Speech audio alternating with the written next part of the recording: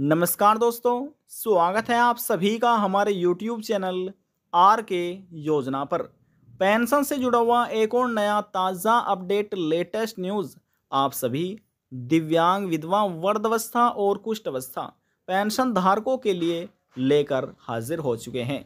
सरकार द्वारा नवंबर महीने में ही इस तारीख में दिवाली पर 6,000 रुपये पेंशनर्स के बैंक खाते में पहले ही ट्रांसफ़र कर दिए गए हैं, क्योंकि बहुत से ऐसे दिव्यांग, विधवा, वृद्धावस्था और कुष्ठावस्था पेंशन धारक हैं जिनका और कोई अन्य इनकम सोर्स नहीं है। वे अपनी पेंशन पर ही निर्भर रहते हैं, वह भी अपना त्यौहार अच्छे से मना सके, इसलिए सरकार पहले ही लाभार्थियों बैंक खाते में पेंशन को ट्रांसफ़र कर रही है। एक दिवाली का त्यौहार पेंशन धारकों को दिया जा रहा है। इसका हम आपको एक प्रूफ भी दिखाने वाले हैं कि 6,000 रुपये जो पेंशन राशि है वह किस तारीख में ट्रांसफ़र की गई है, लाभार्थी बैंक खाते में जारी की गई है। और बहुत से तो ऐसे पेंशन धारक हैं जिनको ये पेंशन का लाभ नहीं मिल पाया है। क्यों नहीं मिल पाया, वह भी जानकारी आपको दी जाएगी। वीडियो की शुरुआत करने से पहले हमारा आपसे निवेदन है, यदि आप हमारे चैनल पर पहली बार आए हैं तो चैनल को सब्सक्राइब कर लीजिएगा, साथ ही बेल आइकन के बटन को प्रेस करना ना भूलें, ताकि जो हमारी वीडियो का नोटिफिकेशन है वह सबसे पहले आपको प्राप्त हो और आप सबसे पहले ही उसका लाभ उठा सके। चलिए वीडियो की शुरुआत कर लेते हैं। देखिए, हम बात कर रहे हैं पेंशन, PENSION पेंशन स्कीम वर्ष 2023 के अंतर्गत मिलने वाली दिवाली पर पेंशन के बारे में। अब यहाँ पर देखिए, पेंशन रुकने के बहुत से अन्य कारण हैं जिसकी वजह से दिव्यांग, विधवा, वृद्धावस्था और कुष्ठावस्था या तलाकशुदा पेंशन धारकों की पेंशन राशि रुक जाती है, बैंक खाते में नहीं पहुँच पाती। अब कौन कौन से कारण हैं, सबसे पहले हम आपको कारण बता देते हैं। सबसे पहले आ जाता है पेंशन का EKYC। पेंशन का EKYC है, ये आपकी पेंशन का EKYC है। जिन्होंने नहीं कराया उनको अपना ये कार्य करा लेना है, क्योंकि बहुत से राज्य ऐसे हैं जिनमें आधार बेस्ड पेमेंट किया जा रहा है, तो आपको ये कार्य अपना पूरा करा लेना है जिसने नहीं कराया।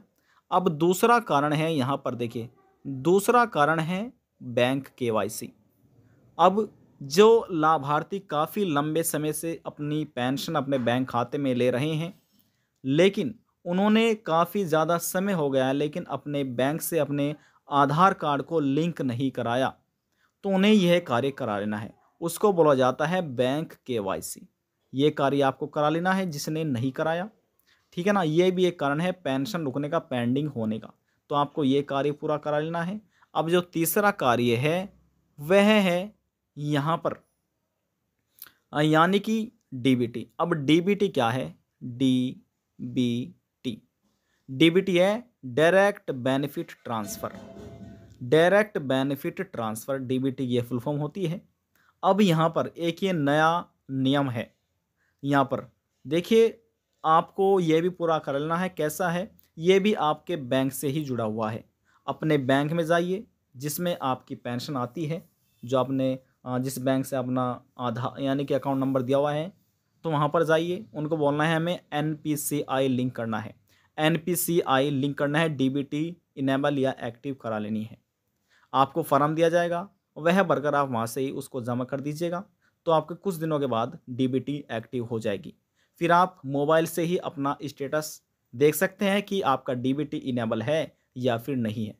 देखिए, यदि किसी व्यक्ति के 2 या 3 बैंक है, यानी कि बैंक अकाउंट खाता है, तो केवल और केवल एक ही DBT इनेबल हो पाएगा, एक ही बैंक खाता आपका लिंक हो पाएगा। तो केवल ध्यान से कराना है, जो आप कराना चाहे वह आपको करा लेना है।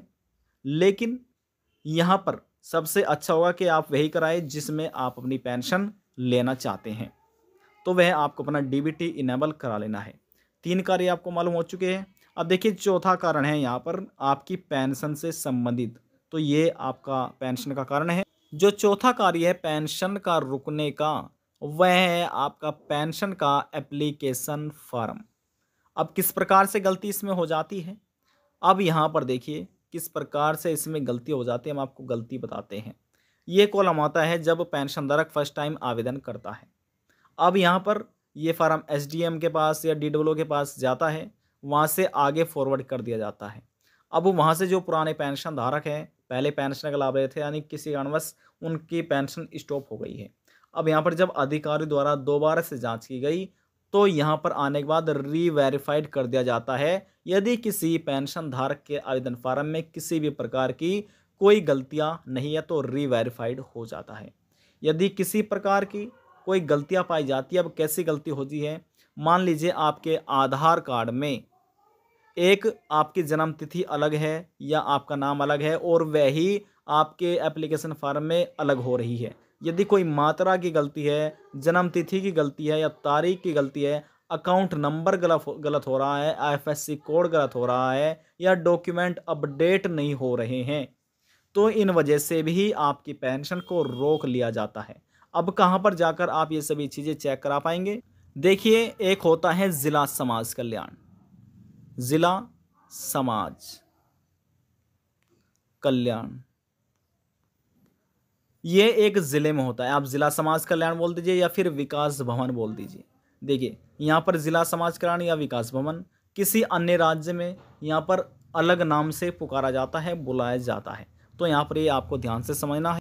जो आपके ज़िले के विकास भवन में अधिकारी बैठे होते हैं, वहाँ पर आपके ज़िले के जितने भी दिव्यांग, विधवा, वृद्धावस्था, कुष्ठ अवस्था पेंशन धारक होते हैं, पूरा डेटा उनके पास एकत्र होता है। वहाँ पर यदि आपकी पेंशन रुक रही है, बैंक खाते में नहीं पहुँच रही, तो वहाँ पर आप जाकर चेक करा सकते हैं कि किन कारणों की वजह से आपकी पेंशन बैंक खाते में नहीं पहुँच रही है। पेंशन रुकने का क्या कारण है, किसकी वजह से पेंडिंग पेंशन आपकी हो रही है। बहुत से तो ऐसे पेंशन धारक है, किसी की 6 महीने की, 3 महीने की या 7 महीने की पेंशन राशि रुक रही है। तो ये तो यहाँ पर हमने अब तक आपको पेंशन रुकने के कारण बताए हैं और कैसे आप ठीक करा सकते हैं, ये सभी चीज़ें हमने आपको बताई है। अब हम आपको प्रूफ के साथ, तारीख के साथ दिखा देते हैं कि जो 6000 पेंशन राशि है, किन लाभार्थियों बैंक खाते में ट्रांसफ़र की गई है, किस तारीख में की गई है, ये हम आपको दिखा देते हैं। और आप ऑनलाइन अपना पेंशन का स्टेटस कैसे चेक कर सकते हैं, वह भी आपको बताया जाएगा। इसी प्रकार से आप भी अपना ऑनलाइन पेंशन स्टेटस देख सकते हैं। हम आपको गूगल क्रोम ब्राउज़र पर लेकर आ चुके हैं। अब यहाँ पर जो आपके पास डिवाइस है, मोबाइल है या लैपटॉप है, कंप्यूटर है, जिसमें आप ओपन करना चाहें, वहाँ पर आप ओपन अपने क्रोम ब्राउज़र को कर सकते हैं। ओपन करने के बाद यहाँ पर आपको लिखना है PFMS आपको लिखना है और इसको सर्च कर देना है। जब आप सर्च करेंगे, सर्च होने के बाद आपको नीचे आना है और लिखा मिलेगा PFMS। अब ये PFMS क्या होता है, ये भी आपको बताया जाएगा। हम इस पर सीधा अब क्लिक कर लेते हैं। क्लिक जैसे हमने किया, यहाँ पर देखिए लिखा हुआ है PFMS।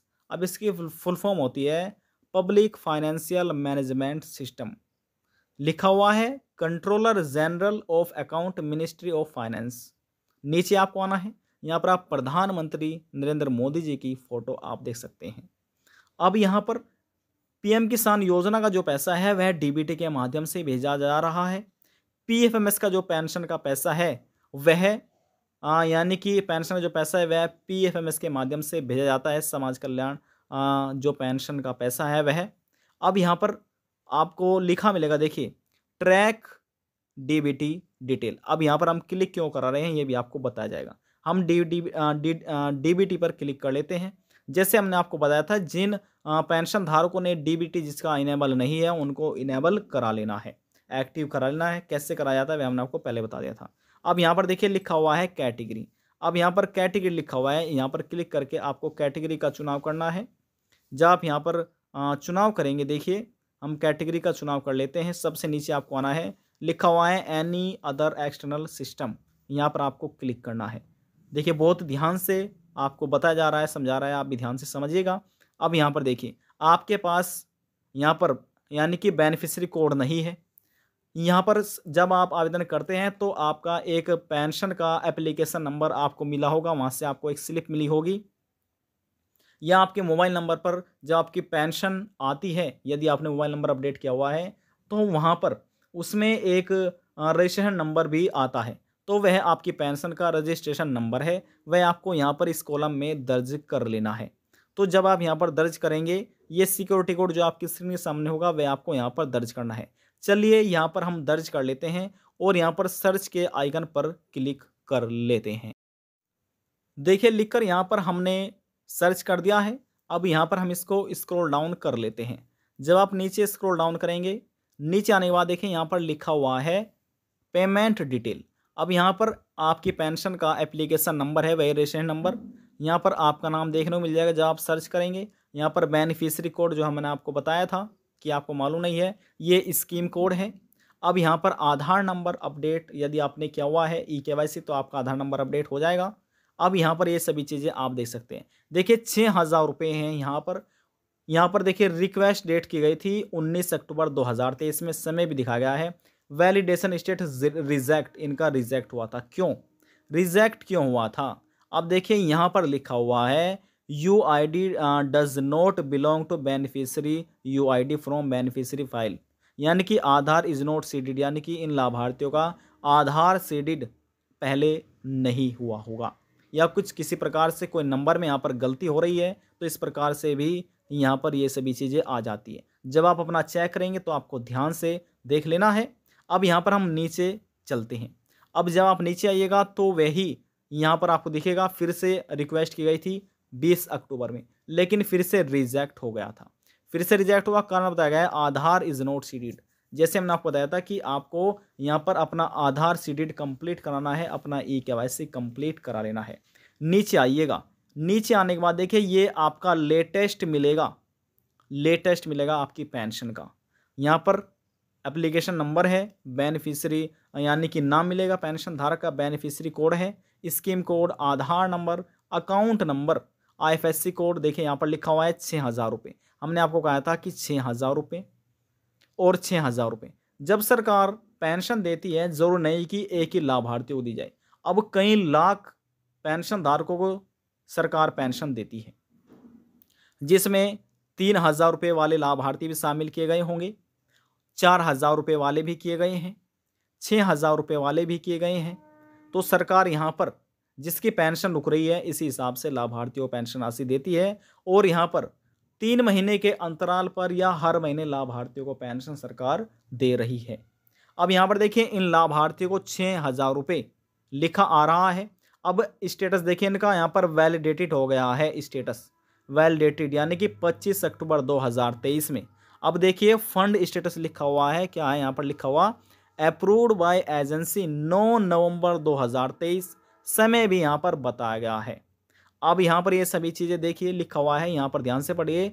फाइल स्टेटस इनका बताता है बैंक रिसीव 9 नवंबर 2023, यानी कि 9 नवंबर 2023 में बैंक यहाँ पर रिसीव कर रहा है। अब यहाँ पर क्रेडिट स्टेटस इनका पेंडिंग है। देखिए यहाँ पर जो क्रेडिट स्टेटस है पेमेंट का, वह पेंडिंग है। जब तक यहाँ पर ये पेंडिंग रहेगा तो लाभार्थी अपनी पेंशन यहाँ पर बैंक खाते से नहीं निकाल पाएगा। तो यहाँ पर अभी कुछ दिनों का इंतज़ार कर लेना है। तो यहाँ पर एक स्लिप ओपन होगी, उसमें ट्रांजैक्शन आईडी लिखी मिलेगी, ट्रांजैक्शन आईडी लिखी मिलेगी और क्रेडिट स्टेटस यहाँ पर आपको लिखा मिल जाएगा।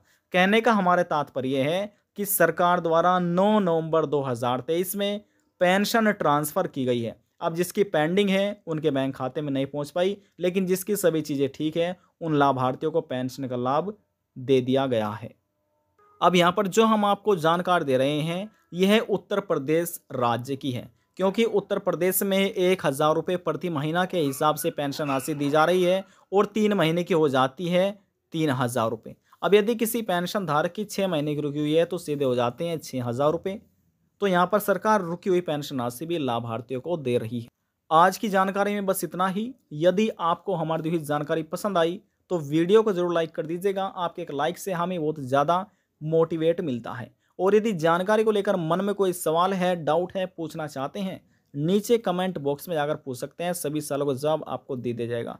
लास्ट में हम निवेदन यही करेंगे, चैनल को सब्सक्राइब और साथ ही बेल आइकन के बटन को प्रेस करना ना भूलें। अब हम आपसे मिलते हैं नेक्स्ट वीडियो में एक और नई जानकारी के साथ। जब तक के लिए जय हिंद, जय भारत।